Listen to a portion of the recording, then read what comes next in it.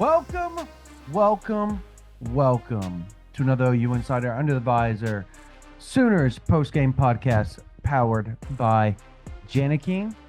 My name is Brandon Drumm. I'm here with Parker Thune. We got Coach Bryan Clinton over here. Oklahoma 17, LSU 37. Loss number 6 on the year for the Fighting Brent Venables. First, before we get into everything in this game, this offensive coordinator talk, the search, transfers, all of that, we're going to talk about it right here on this podcast. We got some bills to pay, Parker. I suppose we do. Janiking, folks, is the greatest team to ever clean and a proud partner of OU Athletics, also the presenting sponsor of the OU Insider Under the Visor podcast every week. They deliver spotless results from stadiums to any size business across the country. Visit janiking.com for unbeatable commercial cleaning services. This episode also brought to you in part by Prize Picks. Prize Picks is the best place to get real money sports action. With over 10 million members and billions of dollars in awarded winnings, Prize Picks has made daily fantasy sports accessible to all. You just pick more or less on at least 2 players for a shot to win up to 100 times your cash. Run your game all season long on Prize Picks, which now offers Venmo for quick and easy deposits and withdrawals into your account this sports season.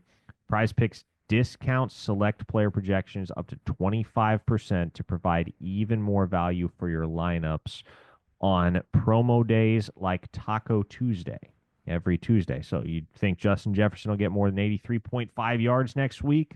Lamar Jackson, more than 1.5 touchdown passes. Cook up hot takes with your friends and win real money this football season when you and your crew run your game on Prize Picks. Brandon, what is your bet of the week? LeBron James, 25.5 points. Okay. Here coming up. I'm going to go less. Oh, not a Bron stan. I respect it. Bron stan. Download the app today and use code OU Insider to get $50 instantly after you play your first $5 lineup. Again, code OU Insider will get you $50 instantly after you play your first $5 lineup. Prize Picks, run your game. And guys, I don't run the game. Yeah, the Sooners did not run the game tonight. They did not run their game. LSU ran their game, and that was exactly what couldn't happen for Oklahoma, because this is not a football team that is engineered to play from behind, as we discussed. LSU put them behind, and OU was incapable of playing catch-up. Everything about this game felt so nondescript, guys, and I don't know if it's just the fact that this season has brought haymaker after haymaker, and at a certain point, you're just numb to it. I don't know if Oklahoma going 6-6 in a regular season for the second time in 3 years is a major contributing factor therein, but I don't have any strong feelings after the game tonight. I really don't. Like, I'm not going to scream about anything. I'm not going to come out with any flaming hot opinions. I don't feel much of anything at this point.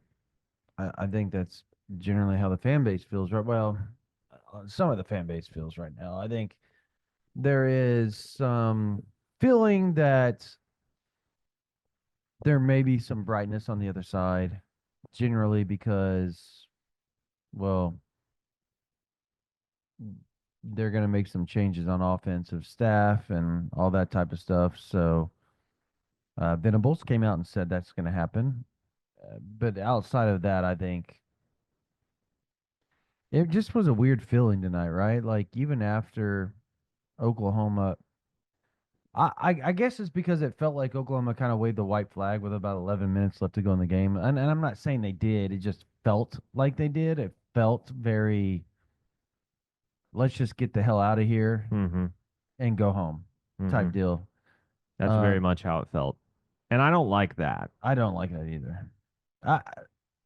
And it was almost like after the Bauer Sharp, and Brian, I'm going to let you. What was Bauer Sharp's QB rating today? Minus 200. Minus 200. Say it again louder for the people in the back. That would be minus 200. That was the worst play I've ever seen. That was awful. by an OU football Yeah. player. That's where the game changed, by the way. Like Oklahoma's driving down, I believe, to tie the ball game, correct? It was 24-17, or was it what was the score? I No. believe Were they it going was up? They might have been going up, right? no, No. no. Oh, hold on. If it wasn't 24-17, it was 31-17. I believe it was 31. Okay, so they were going to get within a score, right? So Mhm. And they got a drive going. They're moving the football. they were like on the 30-yard line, guys. They Yep. were already in field. Oh my gosh. Like The obstinate insistence to try and force Bauer Sharp into the offensive game plan by the most bizarre of means is astonishing.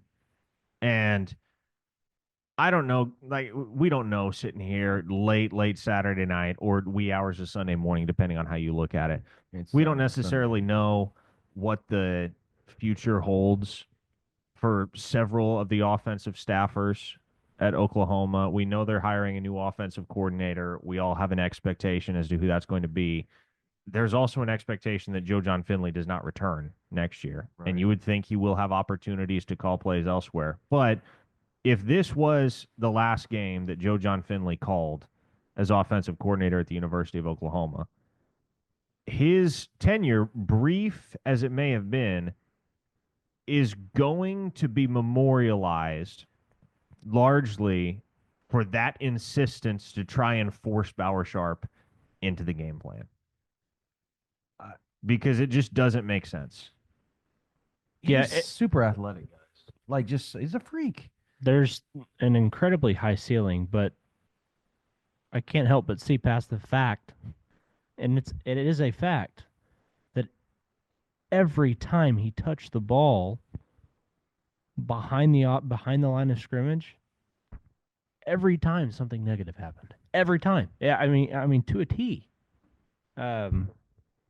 This the feeling that I am left with after this, and I said this while we were on the field. There's a part of me that is almost glad to see like this phase of things over with for Oklahoma. Like it was like you pulled the plug. Go ahead and say it. You pulled the plug on Grandma. She's been on hospice for a little while, and it's time to move on. Let her go to better places, and that's exactly at this point. I mean, come Monday, things are going to look a lot different. The roster's going to probably start to look a lot different.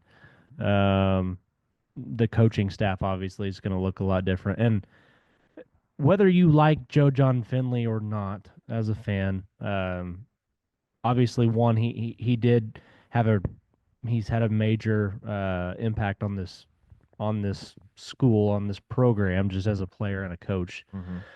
Mm-hmm. He was put in a really difficult situation. The situation that Seth Luttrell left behind for him to pick up was not exactly handed a winning hand. Did what he could with it, but I, for one, am glad to see that this chapter is closed and something new awaits, because this simply just is not going to win football games at the level Oklahoma needs to win football games. Oklahoma wraps up the 2024 regular season without having scored more than 2 offensive touchdowns in any SEC game. And guys, that's just inexcusable. I mean, you can make excuses. You can try and make excuses. You can talk about the injuries. You can talk about the turmoil and the turnover mid-season with the dismissal of Seth Luttrell. It's just not good enough. Regardless of the circumstances, that's not good enough at the University of Oklahoma. That's not good enough in the SEC. For it to persist, for that type of malaise to persist for a few games, okay, fine. It happens. Sometimes you get dealt a really bad hand. For that to be the case for an entire season, for 8 SEC football games in Oklahoma's debut season as a member institution in this conference, it's simply inexcusable. Yeah, and especially, and I think what magnifies that is you have 4 defensive touchdowns for Oklahoma in the season. 2 of those come in wins, and then 2 of those come in just disappointing losses where you just could not get out of your own way. The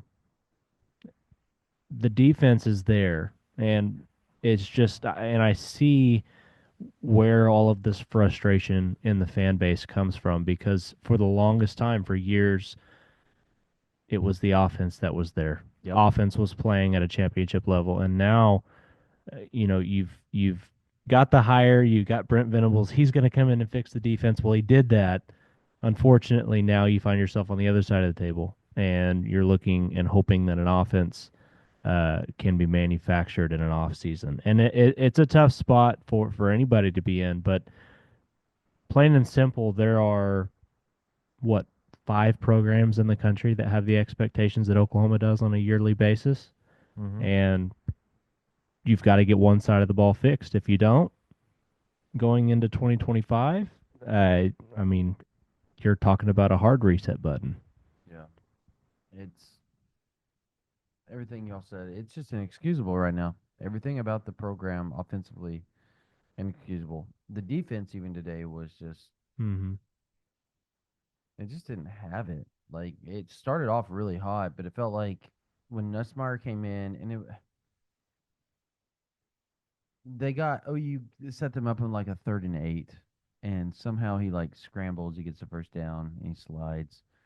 And I think at that point, and I said this on the rapid reaction, it felt like LSU was kind of galvanized by him playing injured, and it just it didn't snowball on the defense, but it certainly was a slow buildup of, snow rolling down the hill.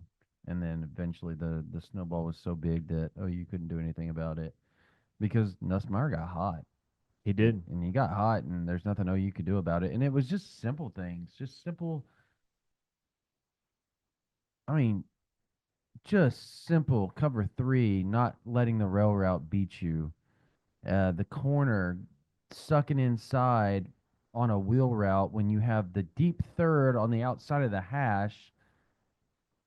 And then you see Billy Bowman, who has the flats, mind you, chasing after the wheel route because the corner goes sucked into the post where the safety's sitting there waiting on it. So he's wide open. I mean, just simple, stupid mistakes that you shouldn't make in week 12. You shouldn't be making those in week 12. That's 6th graders don't make those mistakes in coverage, and you've got 20-year-olds out there making it. That's just stupid. This season has not been any fun to cover. It has not been any fun at all. And I say this mindful of the fact that we're very fortunate to get to do what we do and travel around covering OU football games. And I don't bring that up to say, woe is me or woe are we, but more so as I consider all of the things that I felt and experienced on the road watching this team play football for 12 games. I can only imagine how much more frustrating it is for fans at home, fans out of state, fans who only can make it for one reason or another, do a game or 2 every season.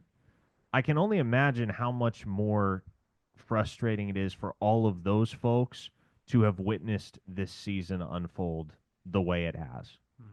Because it feels like hitting your head against a brick wall over and over and over again to watch this team. With the exception of one game, I have no idea what happened last week in Norman. I have no idea what was in the air when they put together a darn near perfect 60 minutes of football and just throttled Alabama, CFP-bound Alabama. That game makes no sense, guys. Yeah. It makes absolutely no sense. The team that we saw on that night is a completely different team than the team that we have seen in the other 11 games this season. Yeah, and it, to me, what it does is And this is probably something in a grander conversation on its own, but the margin for error in the SEC is so razor thin, because the rosters are all, there are more talented teams in the SEC. Some rosters are built better than others. That's always going to be the case. But I think you learned that the floor of a roster in the SEC this year is so consistently higher than what you saw for years and years in the Big 12 that you cannot make mistakes in games and overcome them simply by being a more talented team than who you're playing. And what you saw with Alabama was Oklahoma avoided the mistakes, Alabama made the mistakes, and that margin for error cost them. Oklahoma tonight was not able to capitalize on enough mistakes from LSU, who played a pretty clean game, all things considered. And really,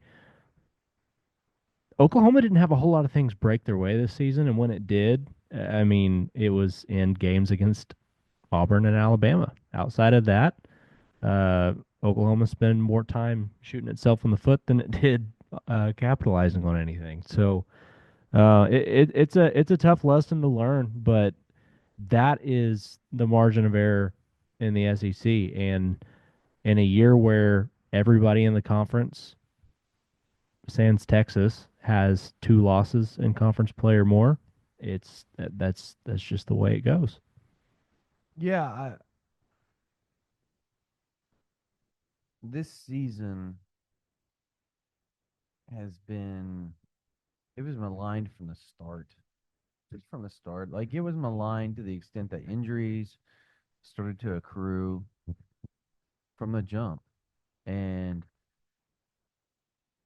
I remember during fall camp, Parker, that we just sat back and we're like, is it going to be one of those years? Like, it almost felt like, okay, maybe some of these guys will come back by week 1.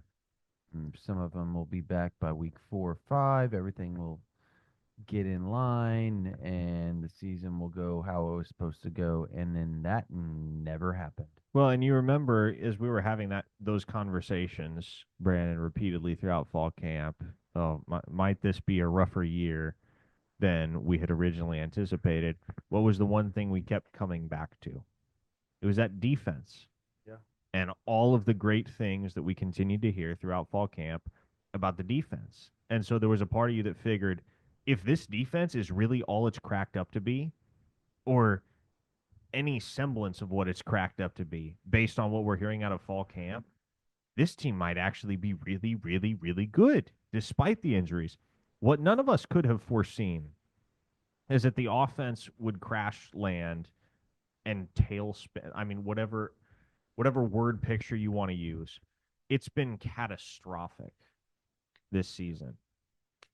The way that the Oklahoma offense has just been stuck in a rut and completely unable to get out of its own way. This is not the type of thing that anybody could have foreseen. No. Right? And there's stuff that we were flat out wrong about when we talked about this team preseason. For instance, and I know we weren't the only ones doing it, so I don't necessarily feel as though we bear the responsibility for being the only ones that were banging the gong in this regard. But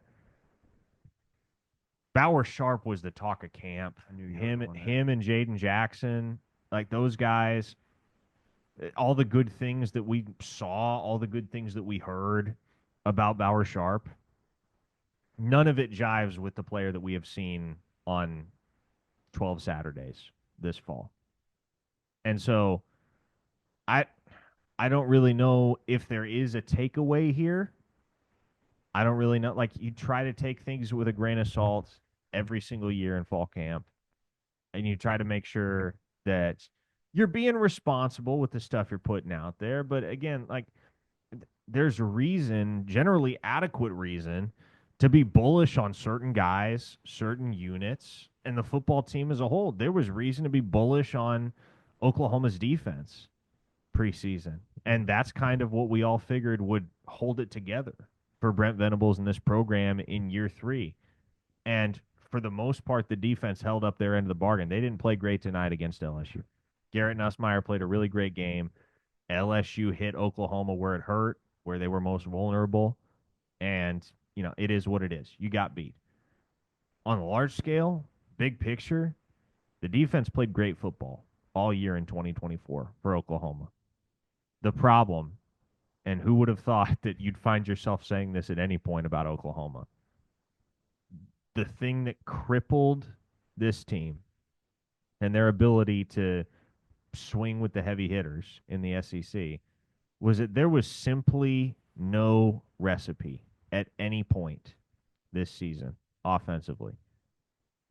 Except, again, you go back to that Alabama game and somehow it was the perfect storm. But there was no recipe, there was no identity, there was no continuity, there was no consistency offensively at any point this season for OU.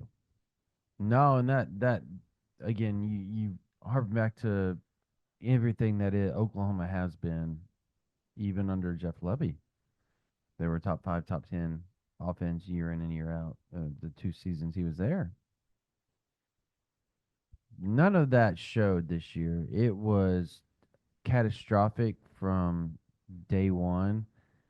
Even first one, when you're skunking Temple, it still had you could see the cracks already in the foundation offensively, and everybody kind of wanted to shove it off to the side and say, first game, they'll get things right. And then Houston happened, and then Tulane happened, and nothing much changed. And ultimately, nothing much changed throughout the whole season except for Alabama. And maybe a few spurts here and there against Auburn and Missouri or whatever, but that's it. That's it. That's the only time you saw any sort of semblance of offense out of Oklahoma. There was no consistency, and that's the one thing you could, like you said, you could always count on consistency offensively with Oklahoma throughout the years. And for that not to be the case, and the defense carrying Oklahoma, I get it. Brent Venables is a defensive-minded coach, but there's too much talent on the offensive side for it to look the way it looked. There just is. And I get the injuries. Like, the injuries played a huge part in all of this. Who's to say Oklahoma wouldn't win 8-9 games with a healthy roster? They probably would, but that's not reality. That's not what happened. And now Oklahoma's looking at trying to find a different offensive coordinator here in the next few days. Mm-hmm. Well, and something that just, it's befuddling. You sit and look the fact that Oklahoma had 110 passing yards tonight. That's something that has persisted in each of the last 3 games. Jackson Arnold's totals, look at them in a box score, and the passing numbers aren't going to blow you away. They're just not. I would venture to say that under each of the last 3 offensive coordinators for Oklahoma, that you would be hard-pressed to find a half of football where Oklahoma didn't pass for 110 yards. Like that's just, it's been that kind of offense, that kind of production for Oklahoma throughout the years. And so hitting the reset button on the offensive side of the ball, like, this is a must at this point in time. And you have successfully, if you are Brent Venables, like, looking at the Brent Venables era to this point, you have successfully changed the identity of a football team. The identity of this football team is now its defense. That much is certain. And that was so far from the case under the previous regime that, right, wrong, or indifferent, this team is different now. You need to go and find an offense. If I can riff off this for a second, Brian, because I think you made a point and a good one in that, if nothing else, Venables has transformed this team's identity. And, like, at risk of sounding like a sunshine pumper here, I know, you just lost by 20, everything sucks. The guy that looks like he's going to be OC lost to Wyoming tonight. There's absolutely nothing to feel good or optimistic about. I get all that. But at risk of sounding like a sunshine pumper nonetheless, I will say this. And let me tell you what I perceive, Brian. You tell me if I'm wrong. Oklahoma's new identity is geared for success in the era of college football that we're entering, because it seems as though the pendulum has now returned back to the center, where it doesn't feel like offense is dominating the collegiate game the way that it was 6, 7, 8 years ago. Yeah, no, I would agree with that wholeheartedly. We had a discussion earlier today before the game even started. You know, there's just this incredible amount of parity in college football right now. This is 2007 all over again. There are just so many upsets on a weekly basis, and one of the things that is prominent in all of that is defenses have caught up.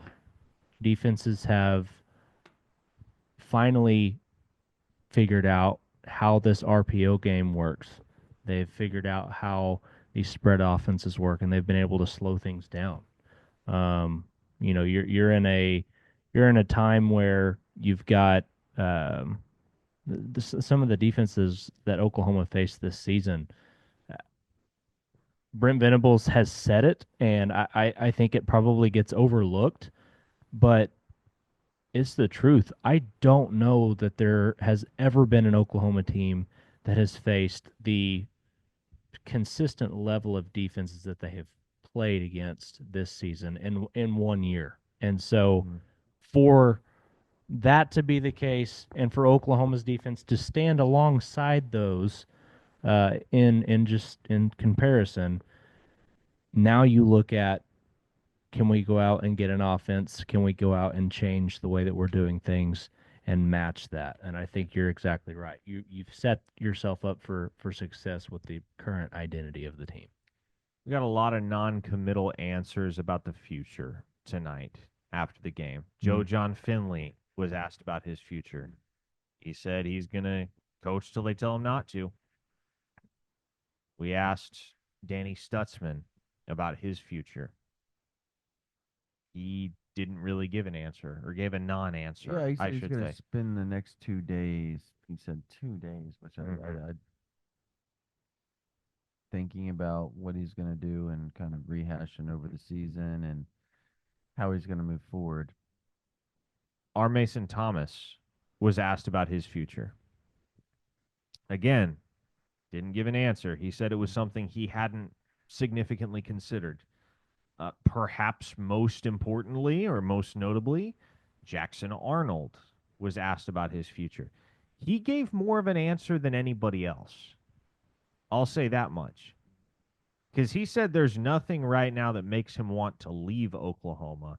But he also made it very clear that a lot is going to be contingent upon what happens in the next few days. Yeah. Especially with the OC hire, the meetings that you would imagine will take place between the new guy and the quarterback room in particular. Brent Venables, no doubt, going to be privy to all of that. And so there's a lot right now that we don't know about what this team is going to look like come the bowl game, wherever that may be, whenever that may be. And there's certainly even less that we know about what this team is going to look like as far as roster construction in 2025.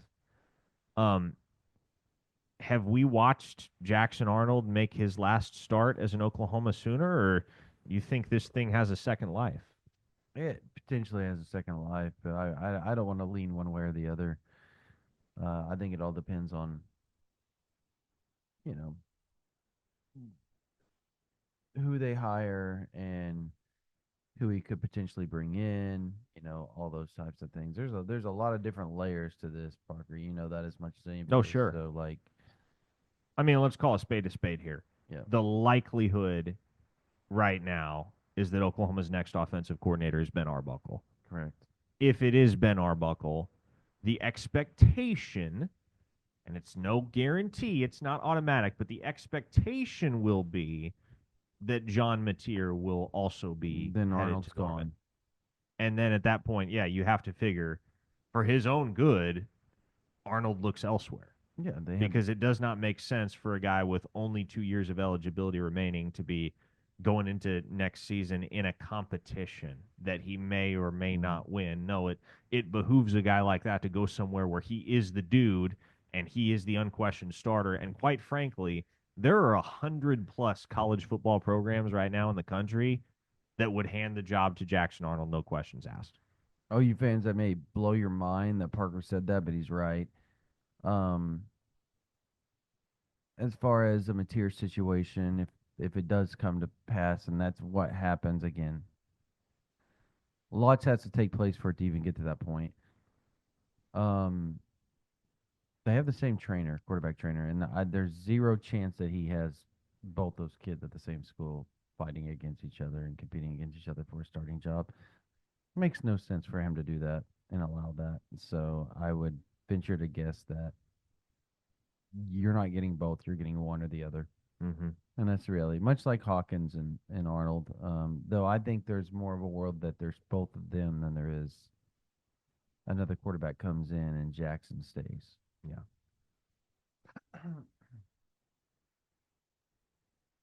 Oh, were you done? Yeah. Was that the end of point? Yeah, I don't think there's any more that needs to be said, right? Here was the other interesting comment from after the game. And it was a question, it stemmed from a question that you asked Brent Venables, Brandon, about the upcoming portal window. And Brent Venables was very candid in acknowledging that he expects, and I quote, some surprises in terms of portal departures. Now, this is something that I know we've talked about it. I don't know how publicly we've talked about it. I know for a fact that we've talked about it quite a bit behind the paywall at ouinsider.com with subscribers. But that's kind of the expectation that we share, is that there are going to be a few portal entries.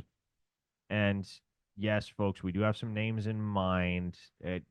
I don't like saying those names until the kids themselves announce that they're entering the portal. But I think there are some players on this football team, Brandon, that will hit the transfer portal, and when that announcement goes public, it's gonna send some shockwaves through this fan base. Yeah. Yeah, there's a chance there's some big names that pop in there, and some surprisingly big names, I guess I would probably say. And it's not. I don't think it's names that like earth shattering and that to the point that the program couldn't rebound from. And Venables said that as well. He said, "We'll adapt, we'll adjust, and we'll fill the holes where we need to be, where they need to be filled, and we'll replace what needs to be replaced, surprise or not." Mm-hmm. I thought that was a respectable answer, and I thought it was a very confident answer, saying like, "Look, like yeah, I think that showed that they're going to play ball, Parker. More than anything else, I think that shows they're going to play ball, like big ball, when it comes to NIL this transfer portal window." Brian, let me ask you a question. Because, again, you look at this defense and you look at what they're going to bring back, presumably, and there's a lot to build around. There's a lot to build off of with what you've done this season. Mm-hmm. Offensively speaking, who are the major building blocks as you see it right now, where it's very clear to you, okay, you got something here.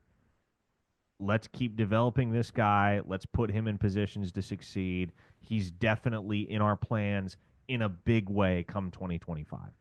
I think Xavier Robinson has to be point one, A and B probably. Uh-huh. Anytime he was on the field for Oklahoma in the latter part of the season, they found success offensively, so that's a big one. As far as the offensive line goes, I think one of the guys, and this might be a surprise answer, but Troy Everett did kind of give you somebody, not just experience, but kind of brought some leadership back to that group. And so I think having a guy like that's going to be important coming back. you really hope that you get some of the playmakers outside back.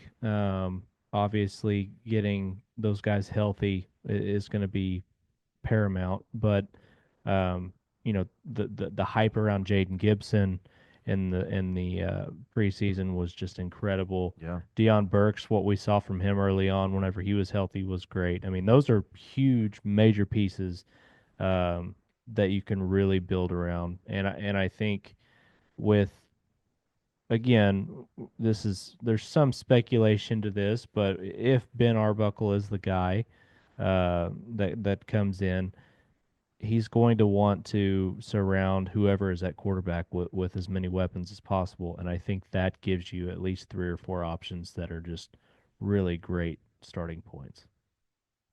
The pieces are going to be there for Arbuckle, or maybe this thing takes a twist and it's somebody else. But like the next OC, whoever that may be, he's going to have pieces. And I think that's what makes 2025 so intriguing. If you're an Oklahoma fan, is you got the defense figured out. You got major pieces coming back, major contributors that are going to anchor that unit. Kip Lewis, Robert Spears Jennings, Jaden Jackson, and the like.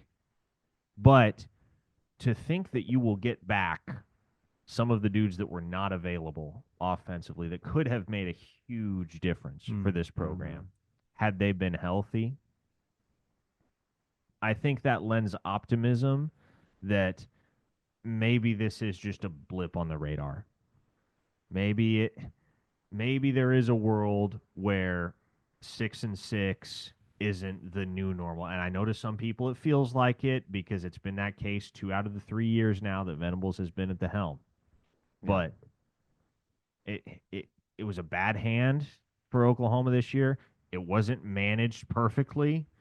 It could be said that it wasn't even managed well.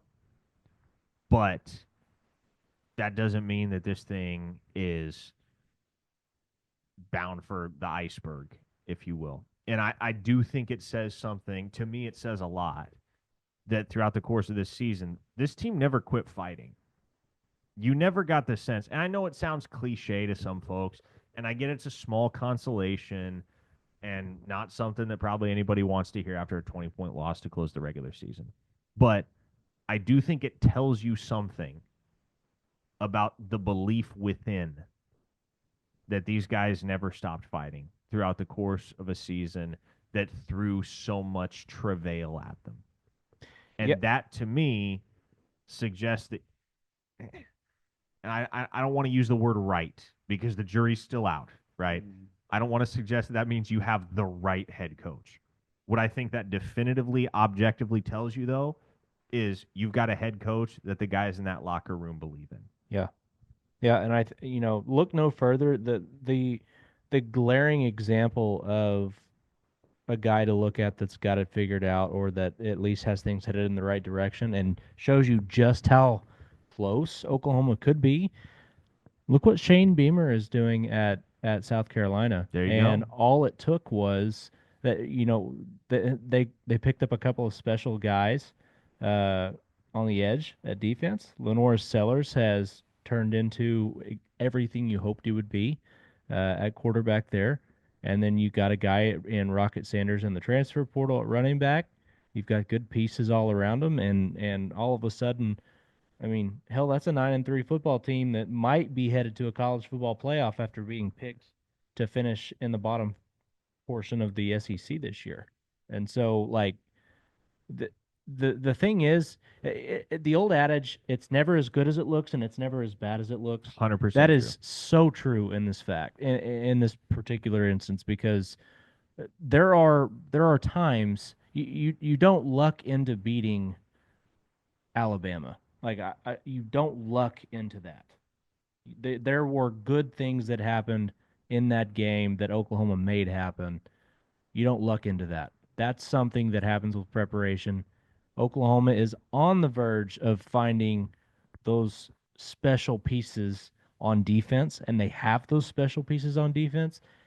Now you have to plug in and find the right guys on offense. The other thing that I'm curious about is how they're going to handle the special teams going forward, because you lose two major pieces in Reeves Munchau and or sorry, not Reeves Munchau. Where did That's I the get? blast from the past. Where did I mean, get? Luke Who would have Alzingler? thought that Reeves Yes, Munchau yeah. would be getting Zach a mention on this Schmidt. podcast? Sorry, it's 2 a.m. Yeah, Luke Elzinga, you lose him.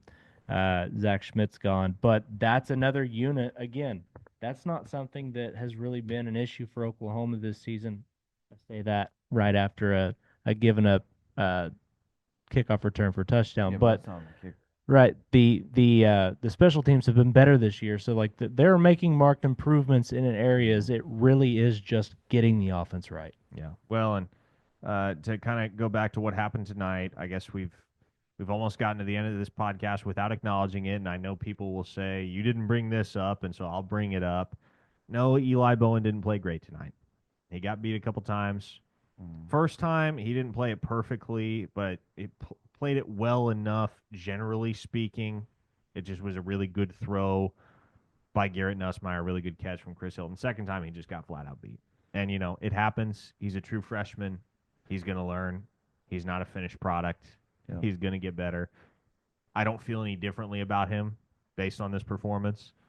All it showed me is that, okay, like, this kid is mortal after all.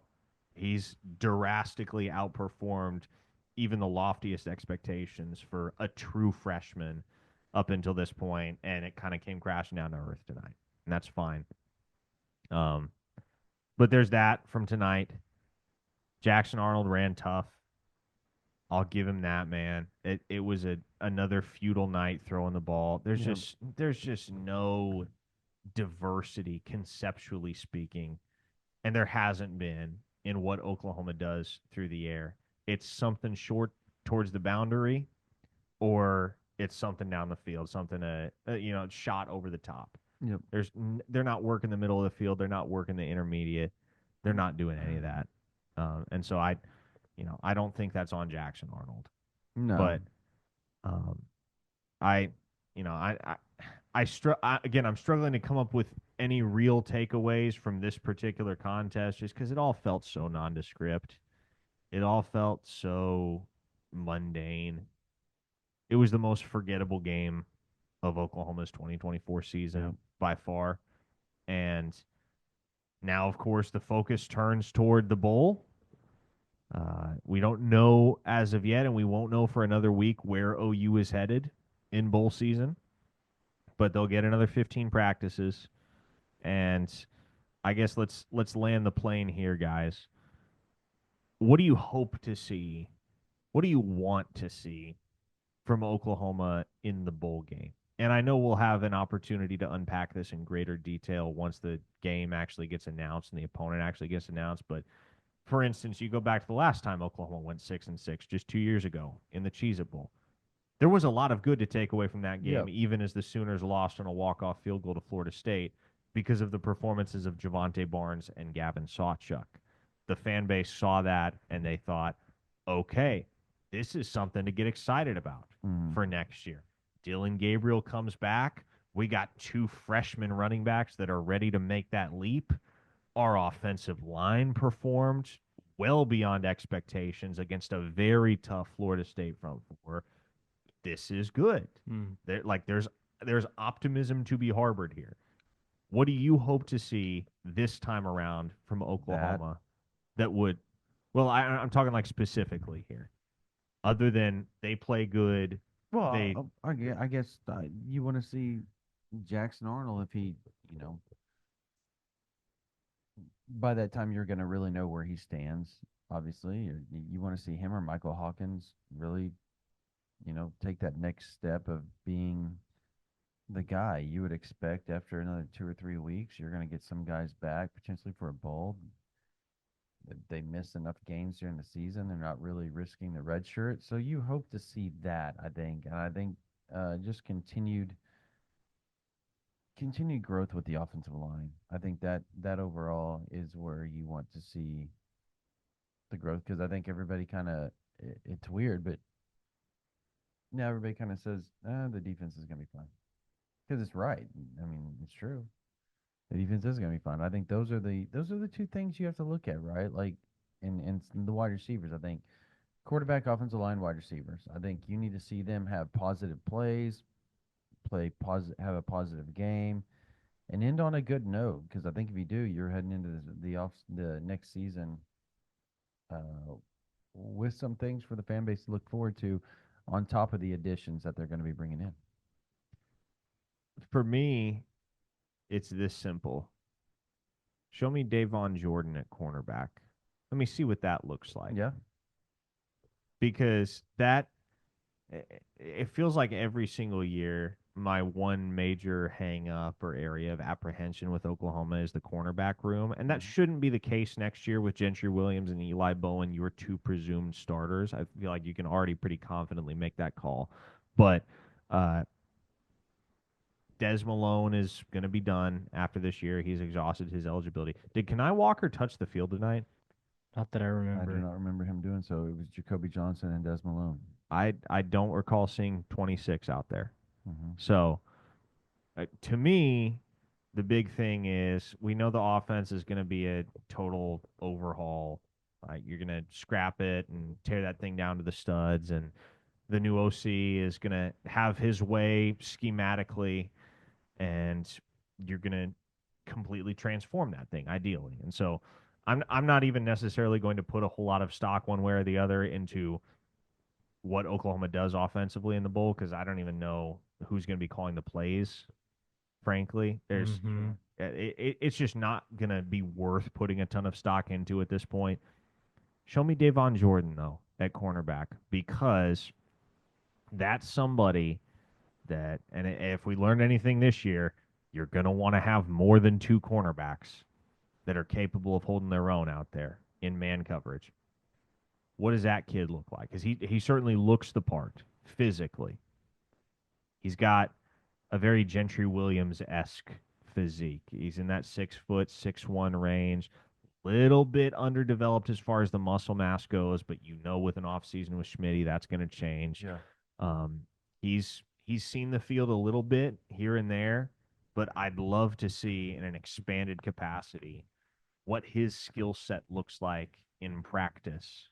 And I don't mean that like on the practice field, but practically speaking, like what does that look like on the gridiron when going up against collegiate wide receivers in meaningful action? So he's one guy, and I know I made that very, very specific, but he's one guy that I have circled going into bowl season.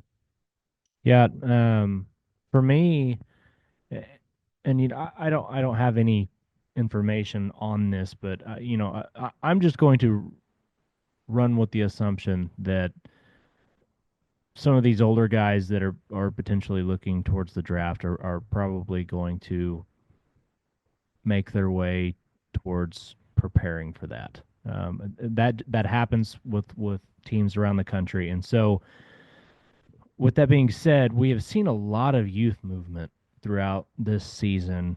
Be it for injuries, in a lot of cases because those guys are simply the most talented guys you have on the roster. I mean, Jaden Jackson is a perfect example of that. But what I want to see is some of those young guys who is going to be the new leaders of this team, and you really can see some of that happen over a course of 15 bowl practices. Like you can see those guys actually start to take strides and become the next generation of leaders, if you will. There's been a lot of guys that have played a lot of heavy snaps, but having those 15 practices to really galvanize and pull together it can be huge for a group of guys that has been through so much adversity this year. So the youth movement, just further development in the youth movement for Oklahoma on both sides of the ball. Yeah. I think that pretty much, what do you think, solidifies everything for this podcast? Let's tie a bow on it, boys. All right. Well, Oklahoma loses 37-17 to LSU. First time in Death Valley down here in Baton Rouge, and I think we all can concur it's a really cool setting. Oklahoma 6-6. That's a crappy way to end the season, but bowl games around the corner, transfer portal, OC hire. We have all that for you on OU Insider VIP. Recruiting National Signing Day. We got a National Signing Day show that's going to be up on Wednesday, which is this coming Wednesday, December 4th, starting at 7 p.m. It's going to be 7 to 10 p.m. It's going to be a blast. Parker, myself, Spencer Forsythe. We got Bryan Clinton doing some stuff for us on that as well, as far as breaking down, getting some analysis, doing a lot of really intricate things that we're going to be doing for you guys. So make sure you stay tuned for that. And as always, it's all powered by King, the best to ever clean. So we want to thank them for being a proud sponsor of OU Insider Podcasts. If you're not a member of OU Insider VIP, this is look, like I said, all that news is coming out. National Signing Day, transfer portal, new coaches, junior days, bowl game. And junior days are awesome because a lot of big recruiting stuff takes place. But we're also covering the basketball programs for you, men's and women's. We got softball, baseball coming up for you guys. We got spring practice. You got all the spring recruiting. You got all the summer recruiting, the Champion Barbecue, the Party in the Palace. You got all the official visits, man. You're going to want to sign up and you're going to be a part of all that. And you can do that for only $24 right now because it's 75% off with if you go and you use the promo code RIVALS24. Again, 75% off. And that ends Monday night at 11:59 p.m. on December 2nd. That ends. It's gone. It will not be available for you guys again. But we'd love to have you on there. There's so many of y'all that have already signed up. We also have the military / teacher / college student promo code that's always going on. If you email ouinsider@rivals.com, you have to email us from your .edu and or your active military email. You got to be active duty, or you got emails from your teacher account, whatever it is. You email us ouinsider@rivals.com. We will give you OU Insider for 1 year for $11.95. You others, again, go to OU Insider. You get 1 year. Right now, use Rivals24 promo code, and you get OU Insider for $24. That's $75 off. It's 75% off. It's a deal. It's awesome. Like I said, so many people have signed up. So make sure you join us. Make sure you subscribe to this YouTube channel. Give us 5 stars, everything on whatever podcasting platform you listen to us on. We thank you guys so much for joining us this year. It's been a rough year for you all. It's been a rough year for us. It hasn't been great, but we've been there for you. We hope you guys have enjoyed our analysis. We hope you guys have enjoyed everything that we've done to try to help you guys, make sense of what's going on the field and on the sidelines and behind the scenes.